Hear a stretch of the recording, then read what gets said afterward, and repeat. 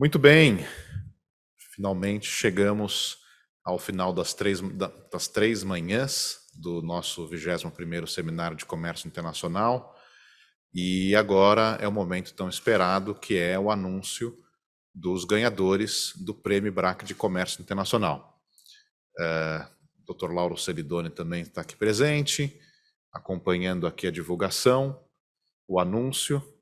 Então, eu acho que a gente pode já passar adiante. Acho que o prêmio internacional, o prêmio de comércio IBRAC de comércio internacional, obviamente que ele tem inspiração no prêmio IBRAC de concorrência, né? IBRAC Team de concorrência, que já tem aí muitas edições. E aí nós procuramos fazer o prêmio também de comércio internacional. Começamos ano passado. Neste ano nós já tivemos um aumento importante do número de trabalhos, e é importante dizer que toda a escolha dos artigos é feita dentro de um sistema de blind review, como também é feito no Prêmio IBRAC Team Concorrência. Nós temos tanto a diretoria e os coordenadores do comitê participando dessa banca. Sempre que há um empate em relação aos artigos, nós encaminhamos para a comissão acadêmica do prêmio, que é constituída encaminhamos para alguns dos componentes do comitê acadêmico, que são a professora Vera, a professora Amanda Taide, a professora Michele Raton Sanches Badim e o professor Alberto do Amaral Júnior. Neste ano, contribuíram no desempate o professor Alberto do Amaral Júnior, na questão da pós-graduação, e a professora Michele Raton Sanches na graduação. Então é isso. Acho que sem mais delongas, presidente, nós vamos passar para o anúncio dos prêmios. Claro, vamos em frente. Muito bem, a premiação categoria graduação, importante dizer que esses são os prêmios para o primeiro colocado. No concurso será conferida inscrição gratuita em 3 eventos organizados pelo IBRAC em 2022-23, a critério do candidato. A monografia do primeiro colocado será publicada na revista do IBRAC. Os segundos e terceiro candidatos receberão menções honrosas na cerimônia de premiação, que é o caso. Só um lembrete, Hugo. Na categoria pós-graduação profissionais, portanto, mesmo que um profissional já tenha feito pós-graduação e, portanto, não entraria, nós alargamos essa categoria também para abranger profissionais. Cada um dos 3 primeiros colocados será conferida inscrição gratuita em 3 eventos organizados pelo IBRAC, no período de 22 e 23, a critério do candidato. As monografias dos 3 primeiros colocados serão publicadas na revista do IBRAC. O primeiro colocado fará a apresentação sobre o trabalho, mediante gravação, a ser divulgada durante este seminário, e a publicação do trabalho na revista do IBRAC. Então, portanto, ao final da divulgação dos prêmios, nós veremos um vídeo que foi feito pelo ganhador do primeiro colocado na categoria pós-graduação. Ganhadores da categoria graduação. Terceira colocada.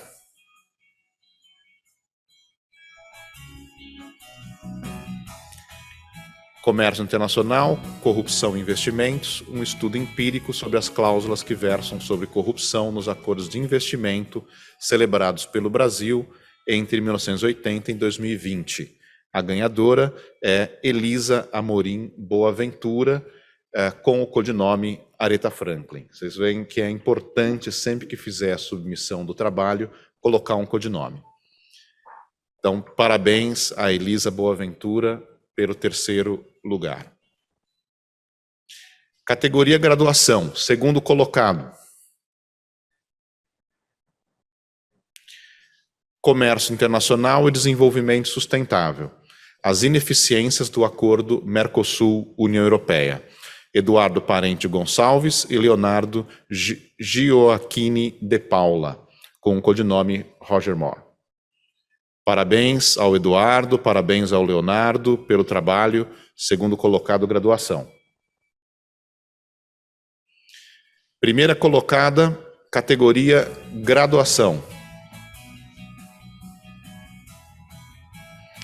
Discricionariedade estatal para determinar interesses e segurança nacional no comércio exterior. Uma análise do artigo 21b(3) do Acordo Geral sobre Comércio e Tarifas, o GATT. A vencedora é Ana Vitória Muniz Bocos, o codinome Cornélia. Parabéns, então, a Ana Vitória Bocos, parabéns pelo primeiro lugar na categoria graduação. Muito bem, passando agora para os ganhadores da categoria pós-graduação profissionais. Terceira colocada.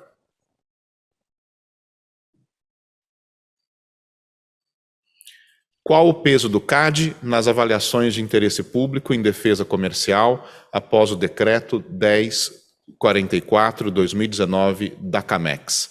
Uma análise dos processos de interesse público entre 2019 e junho de 2021. Tanise Brandão Busman, com codinome Princess Leia. Parabéns, Tanise, excelente trabalho. Certamente muitos terão interesse em conhecer o trabalho feito.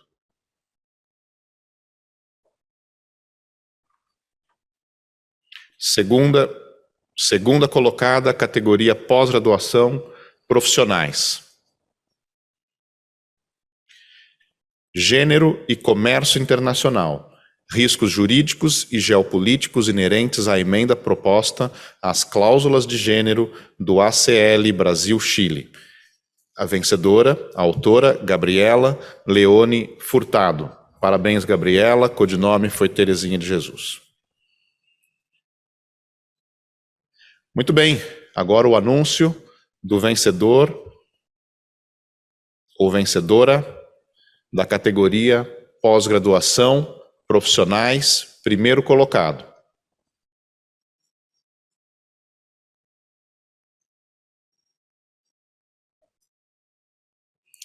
O déficit democrático no sistema de solução de controvérsias da OMC, perspectivas à luz de um tribunal arbitral ad hoc, de Johnny Tsu Sin Yu e Júlia Tavares Murta.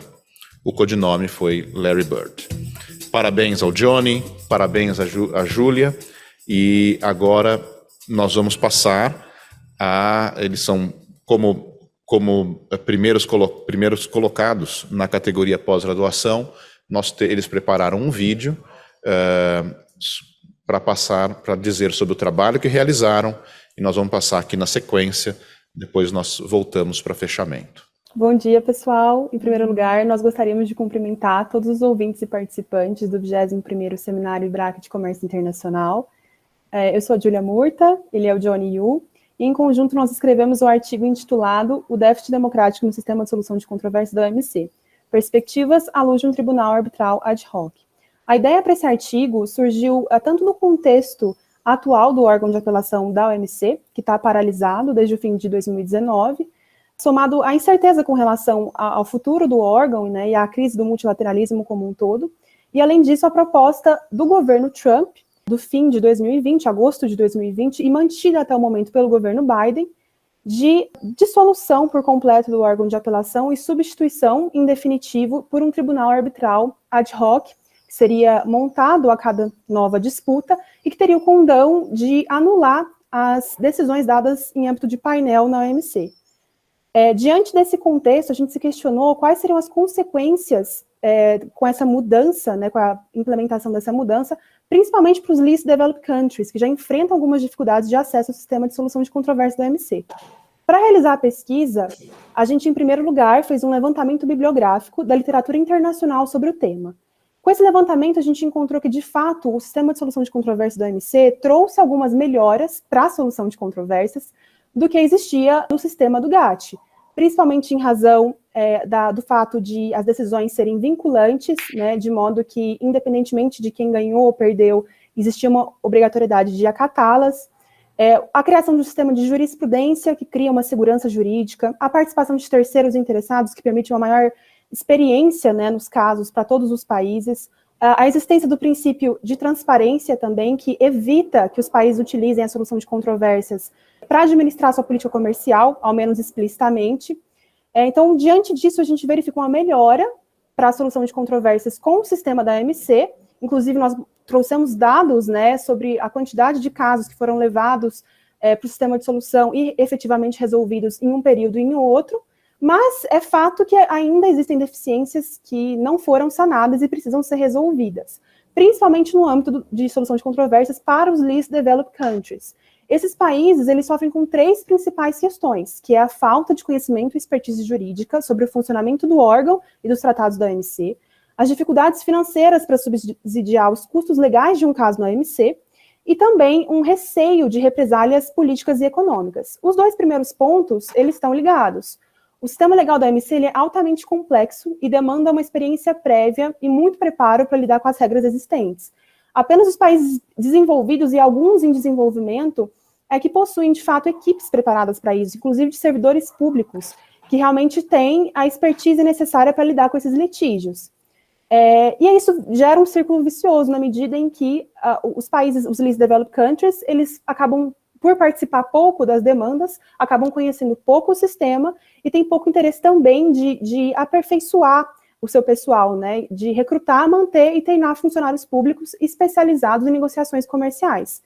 Foi nesse sentido que surgiu o Advisor Center on World Trade Organization Law, que é representado pela sigla ACWL, que é um centro de auxílio, justamente que visa oferecer esse amparo jurídico, principalmente para os países menos desenvolvidos, por um custo bastante acessível. Então, mesmo que ele traga esses países para a integração mundial para o comércio, em alguma medida ele faz isso muito bem, ensinando, dando informações, ensinando sobre questões de legitimidade, por outro lado, não soluciona o déficit democrático, né, que a gente colocou dessa forma, com esse termo, já existente na OMC, na medida em que os países ainda assim precisam estar preparados para identificar violações comerciais, identificar um litígio, reunir provas contundentes, para de fato aí procurar a ajuda da ACWL. Em suma, então, o que a gente verifica, e a gente trouxe esses dados no nosso trabalho, é que, em grande medida, são os países desenvolvidos que participam das controvérsias na OMC, principalmente Estados Unidos, União Europeia e Japão, e ao passo que os least developed countries tiveram presentes em apenas um caso, segundo o relatório da OMC. Além das questões institucionais, há também a questão política, né? Mesmo que um país menos desenvolvido obtenha êxito em sua demanda judicial, é mínima a possibilidade dele implementar uma retaliação efetiva, que de fato impeça o vencido de continuar as violações. Um caso emblemático que demonstra isso é o US Gambling, que a gente trouxe no trabalho também. Então, após esse levantamento, a gente passou, então, para discutir a proposta de um tribunal arbitral ad hoc e mostrar de que forma ela agravaria o já existente déficit democrático, caso implementada. Agora o Johnny vai tratar. Bom, com a proposta do Robert Lighthizer da instituição de um tribunal arbitral ad hoc, né, que substituísse o órgão de apelação, se percebe 3 fatores importantes, né? Com a extinção do case law existente, existiriam consequências que se traduziriam em 2 questões principais. A dificuldade da ACWL de fornecer conselhos jurídicos, considerando seu caráter imparcial, e a política com a inexistência de um case law, né? E o ACWL, para dar conselhos jurídicos, necessitaria de case law para fornecer seus serviços, e seus registros anteriores perde também a possibilidade de aconselhamento de países menos envolvidos, sem tomar uma posição política, levando em consideração que os tribunais ad hoc possivelmente terão um caráter mais político, oposto a uma posição mais técnica. Há também a questão do encarecimento, possível encarecimento dos honorários advocatícios e a necessidade de um treinamento mais aprofundado de funcionários governamentais de países para auxiliar os governos nesses litígios. Então, você tem um aumento da complexidade dos casos, né, devido à inexistência de jurisprudências. Outro fator relevante também é a figura do país terceiro interessado. Não há, com essa proposta do Lighthizer, a possibilidade de que países terceiros se envolvam, seja como partes interessadas, né, economizando em dispêndios financeiros, ou como terceira parte que deseja obter experiência para utilizar essa experiência em litígios futuros. Assim, pode-se identificar que a adoção de um tribunal ad hoc faria com que houvesse uma prevalência de poder político e econômico em detrimento do multilateralismo, o que pode gerar maiores disparidades ao acesso à justiça. É isso, gente. Obrigada pela oportunidade e a gente fica à disposição para o caso de dúvidas ou para discutir e conversar sobre o tema. Muito bem. Com isso, mais uma vez, parabenizando a todos os que participaram do Prêmio IBRAC de Comércio Internacional. Agora vamos encaminhar aqui para o encerramento. Acho, Dr. Lauro, que nós tivemos 3 grandes manhãs, tivemos discussões muito aprofundadas sobre variados temas de comércio internacional. Então chegamos assim ao fim. Deixo a palavra de encerramento a você. Obrigado, René. Obrigado a todos. Obrigado a todos que organizaram esse seminário. Parabéns aí aos premiados, aos que venceram o prêmio literário, já no seu 2º ano, caminhando para ser uma tradição nossa. Só um lembrete, obviamente, o prêmio relativo às inscrições em eventos do IBRAC ficou para 2022, 2023, porque esperamos tê-los presencialmente, né? Esse ano foram todos praticamente virtuais até o momento, então nós esperamos que vocês possam gozar do prêmio presencialmente durante o ano que vem, em diversas ocasiões. Eu acho que o seminário foi excelente. Eu fiquei extremamente bem impressionado com todos os debates. Adorei os debates, na realidade. Aprendi muita coisa também. E acho que tivemos temas assim, extremamente importantes, desde temas mais específicos, vamos dizer assim, burocráticos, como foi um pouco o tema de hoje, embora ao final fiquei muito satisfeito com as palavras do Trevisan, que destacou a importância do direito concorrencial na definição das classificações fiscais. Esse tema de tributação e concorrência é extremamente caro para nós vamos voltar a esse tema. O debate sobre o banimento do carbono também e os reflexos mundiais, excelente. O debate sobre a pandemia também, os reflexos no comércio internacional, enfim. Parabéns, né? Foi ótimo, muito obrigado a todos mesmo, e aqui mais só me resta também agradecer a todos os nossos patrocinadores esse ano. Então, temos muitos patrocinadores, compreenderam a situação atual de pandemia, então temos feito todos esses eventos graças a esses patrocinadores, temos conseguido fazer os eventos gratuitos, na maioria das vezes, exatamente em função disso. Então, muito obrigado aos nossos patrocinadores, mais uma vez. Obrigado, René, e todo mundo que ajudou a organizar esse seminário. Foi um grande prazer. Obrigado a todos e até o próximo ano. E não deixem de participar das nossas reuniões do Comitê de Comércio Internacional. Obrigado. Obrigado a todos.